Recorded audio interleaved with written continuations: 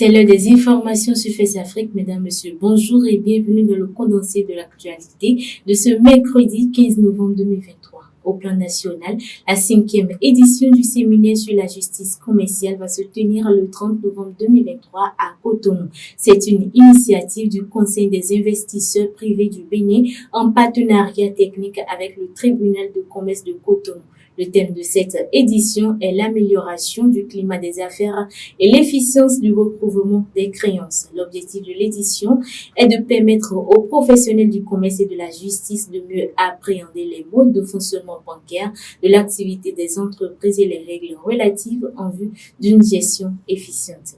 Toujours au Bénin, le projet d'opération de la cataracte intitulé La marche vers la lumière a été officiellement lancé hier mardi. C'est au détour d'une cérémonie présidée à Cotonou par le ministre de la Santé Benjamin Mompati en présence de l'ambassadeur de la République populaire de Chine près le Bénin. La concrétisation du projet est le fruit de la récente visite d'État du président Patrice Talon à son homologue chinois, le président Xi Jinping.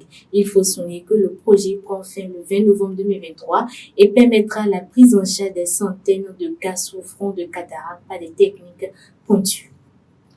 Hors de nos frontières, à présent au Sénégal, l'opposant Ousmane Sonko a été transféré à la prison de Cap Manuel dans le centre de Dakar dans la nuit du lundi à mardi. Selon une source proche de l'administration pénitentiaire, Ousmane Sonko a arrêté sa grève de la faim et était suffisamment rétabli pour retourner en prison. Mais ses avocats dénoncent le fait de ne pas avoir été prévenu de cette décision alors que son médecin parle de l'arrogance des autorités. La Cour suprême doit statuer vendredi prochain sur la légalité ou non de la radiation de Ousmane Sonko des listes électorales.